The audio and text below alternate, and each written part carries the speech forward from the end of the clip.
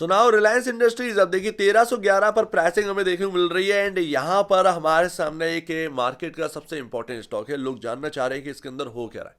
अभी हमारे सामने जियो के सब्सक्रिप्शन का डेटा आया, एयरटेल का सब्सक्रिप्शन का डेटा आया, वीआई का आया। एक बिजनेस में तो प्रॉब्लम है, दूसरा बिजनेस भी प्रॉब्लम में है बिकॉज ऑफ ई कॉमर्स। लेकिन ईयर टू डेट की बात करें तो रिलायंस के जो शेयर होल्डर हैं वो प्रॉफिटेबिलिटी में लौट आए हैं। 1 जनवरी का यहाँ पर जो प्राइस था वो 1295 था एंड हम उससे नीचे ड्रैग कर चुके थे।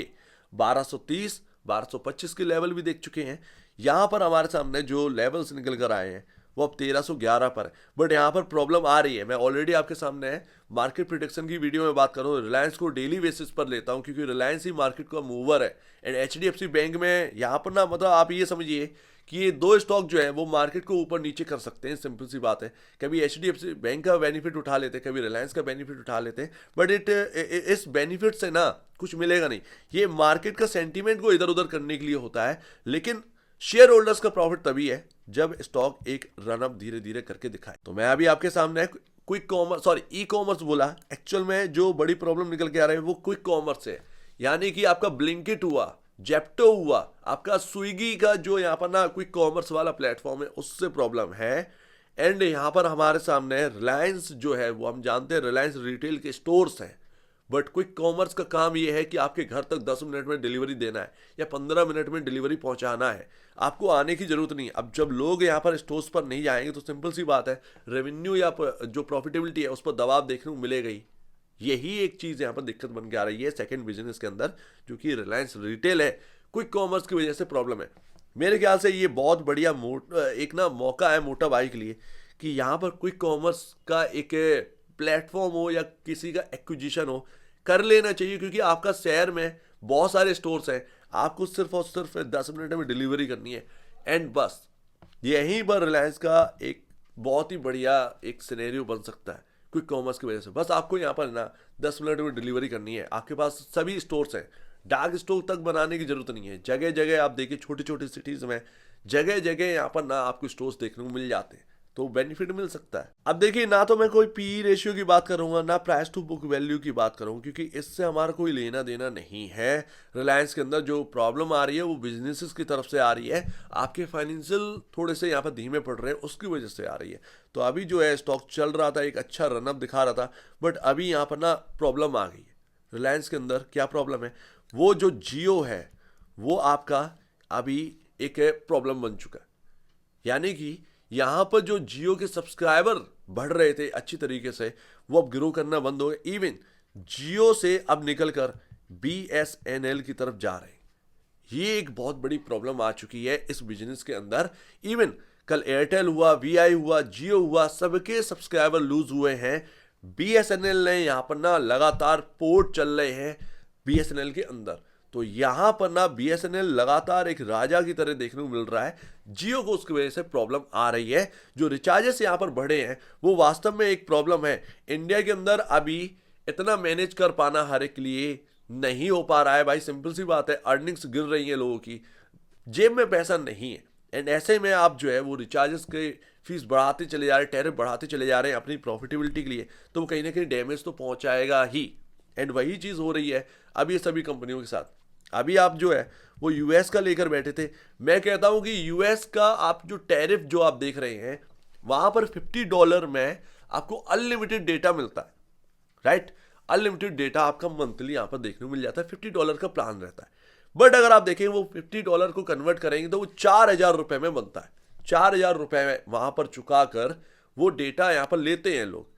वो अपना रिचार्ज करवाते हैं, जैसे हम लोग रिचार्ज करवाते हैं वैसे वहां पर करवाते हैं। हम 399 करवा लेते हैं, 499 का करवा लेते हैं, 599, जैसे अपनी सुविधा है। वहां पर 4,000 रुपए में अनलिमिटेड आपको मिल रहा है, उससे नीचे का टैरिफ नहीं है वहां पर, ठीक है।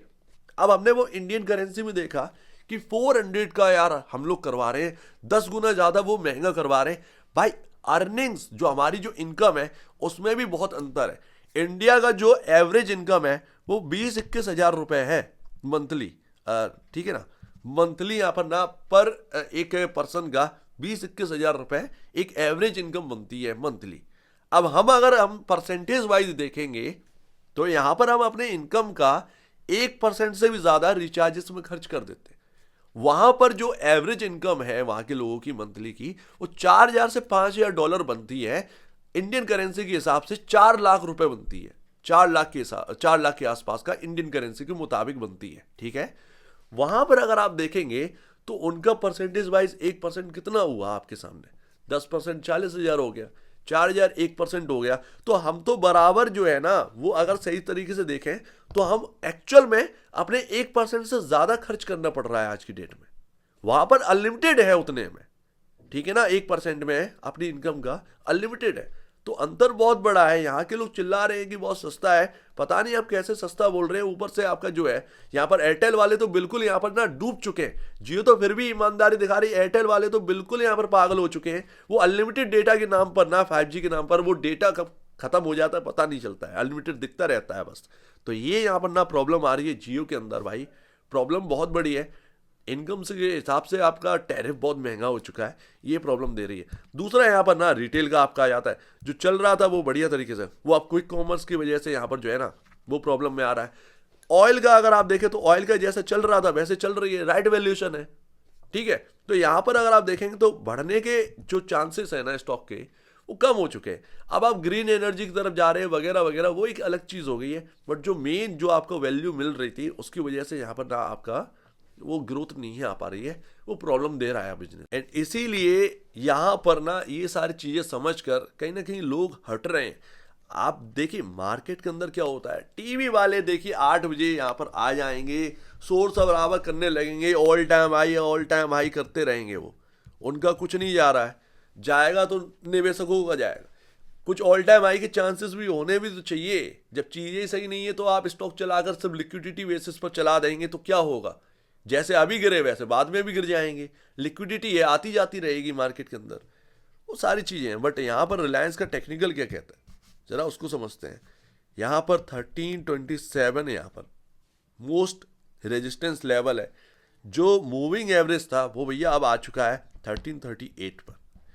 यानी कि अब यहाँ पर ना देखने वाली बात ये होगी कि आपका 50 डेमा भी यहीं आ चुका है। आप 1327 पर है, वो एक रेजिस्टेंस फेस कर रहा है, जैसे कि मैं ऑलरेडी आपको बता चुका हूं। यहां पर हमारे सामने सब कुछ उसी तरीके से हुआ है जो कि हम सोच रहे थे रिलायंस के अंदर, जो हम मार्केट प्रेडिक्शन में बात करते थे। अब ये क्या 1338 का लेवल क्रॉस कर लेगा, ज्यादा से ज्यादा क्या होगा भाई, ये देखना होगा कि रिलायंस 1350 क्रॉस कर रहा है या नहीं। अगर नहीं कर रहा है, इवन बार बार जो स्लिप हो रहा है 1327 वो भी क्रॉस कर पाया नहीं कर पा रहा है, ये देखने वाली बात होगी। क्या यहाँ से एक फिर से गिरावट आ जाएगी? अगर 1259 का लेवल टूटता है दोबारा, सो डेफिनेटली यहाँ पर जो है ना गिरावट अब यहाँ पर ना स्टार्ट हो जाएगी रिलायंस के अंदर और ज़्यादा। एंड वो कहीं ना कहीं 100-150 रुपए की और स्टॉक के अंदर गिरावट हो सकती है। तो ये बात है। सिर्फ और सिर्फ दिक्कत यही है कि बिजनेसेस में जो आप कर रहे हैं उसमें अभी ग्रोथ की चांसेस नहीं देखने को मिल रहे हैं, प्रॉब्लम आ रही है, बस यही है। एंड वही स्टॉक पर रिफ्लेक्ट है। सो उम्मीद है काफी कुछ आपको समझ में आया होगा। देखिएगा यहाँ पर, समझिएगा, अगर 1259 टूट रहा है, जब तक 1259 1287 स्क्रीन पर है तब तक तो कोई प्रॉब्लम वाली बात नहीं है। एंड एक बार 1350 निकाल दिया तो फिर 1410 1420 के लेवल आ ही जाएंगे, ये कहीं ना कहीं देखने को मिल सकता है। सिंपल सी बात है। लेकिन अभी जो है वो टफ जोन में रिलायंस घूम रहा है, बस इतनी सी बात है। लेकिन फायदा उठाया जाता है रिलायंस का, HDFC बैंक का, ठीक है ना। तो वो मार्केट को ऊपर नीचे करने के लिए, क्योंकि पैसा बनाना है तो आप इंडेक्स से बना लेंगे, वही बड़े लोग करते हैं। एंड जैसे ही फायदा हो जाता है आप जाओ अपने किनारे, तो वही सारी चीज़ चलती रहती है मार्केट के अंदर। सो उम्मीद है काफ़ी कुछ आपको समझ में आया होगा। एक बार निवेश से पहले या बेचने से पहले अपने ब्रोकर एडवाइस से जरूर सलाह लीजिए। खुद की स्टडी करेगा, उससे बेहतर कुछ भी नहीं है, खुद की स्टडी मस्ट है। तो आप अब दीजिए मुझे अपडेट देख लीजिए। बहुत धन्यवाद दोस्तों।